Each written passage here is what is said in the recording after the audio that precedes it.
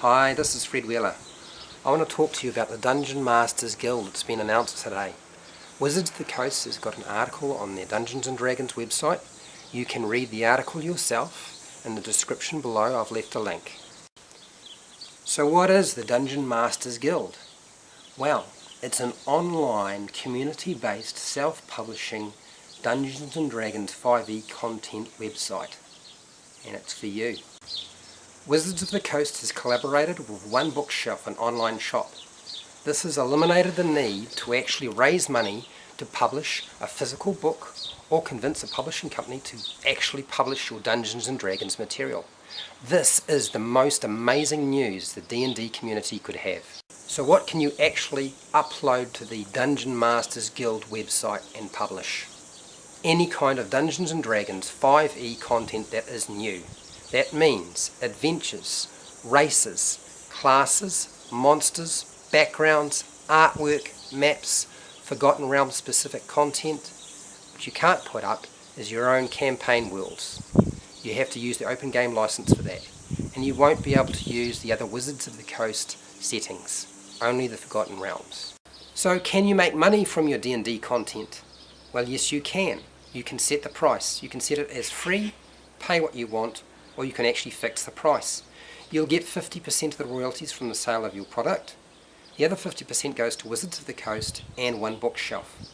You're going to need to set a PayPal account so that your money can be banked into it.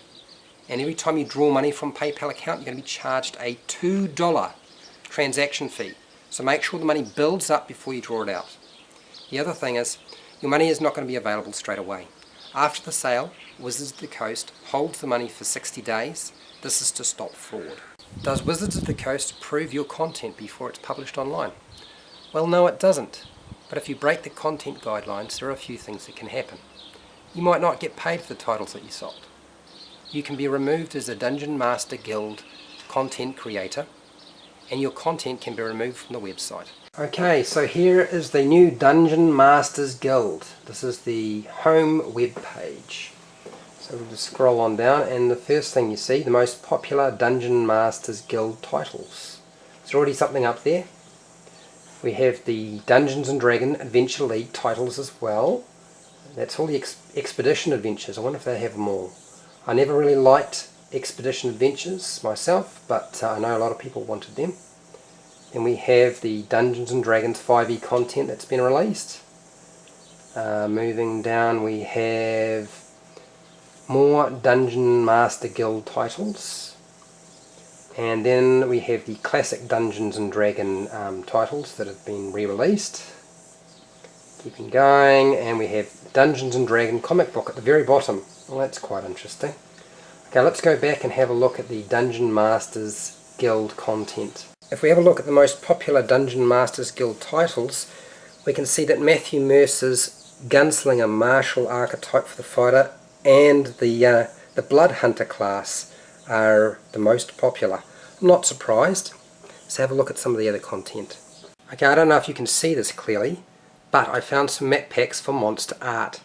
They have undead, plants, oozes, monstrosities, humanoids, giants, fiends, fae, elementals, celestials, beasts, and it's all free.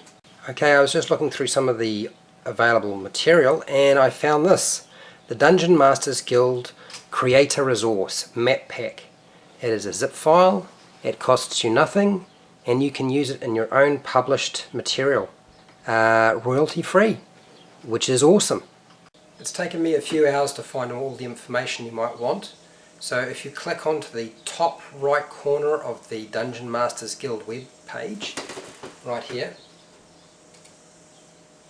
it'll bring up a couple of questions I imagine more than a few people want to know the answer to, and that is, does Wizards of the Coast own any of the unique intellectual property that you might create with your publications?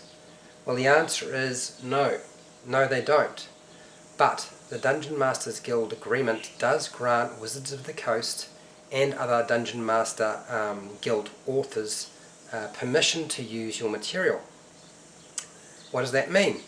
So Wizards of the Coast can purchase your intellectual property if they decide they want to add it to the Dungeons & Dragons canon and republish it. If another Dungeon Master Guild author republishes your material, well, Wizards of the Coast can remove them from the website and stop them. I think basically to protect your ability to make money off your own product from their website, Wizards of the Coast look like they step in, which is helpful. Giving you credit for your material and somebody else's work is considered a best practice. It's not required, certainly it's not required yet. Well, I hope all of that was helpful, but now how do you actually make a Dungeon Masters Guild account? Well, you might actually already have one.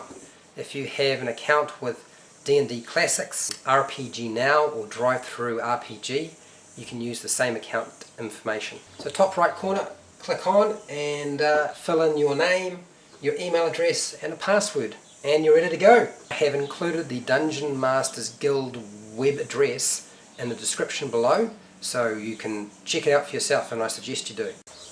Well, that's everything from me. If you found this video informative, please like, share and subscribe. Make a comment below, tell me what do you think of the new Dungeon Master Guild.